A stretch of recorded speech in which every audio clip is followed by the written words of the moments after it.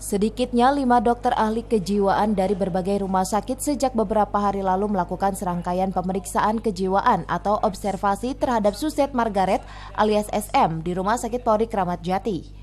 Dari hasil pemeriksaan tersebut, tersangka kasus penistaan agama itu dinyatakan positif menderita skizofrenia atau gangguan jiwa dan mental.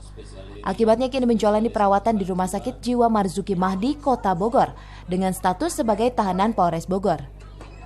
Sebelumnya, Suzette Margaret alias SM sempat membuat gempar masyarakat, bahkan videonya viral di sejumlah media sosial. Karena wanita itu masuk ke dalam Masjid Al-Munawwaroh Sentul, Kabupaten Bogor, dengan mengenakan sepatu dan membawa seekor anjing dan melepaskannya di tempat ibadah umat Islam.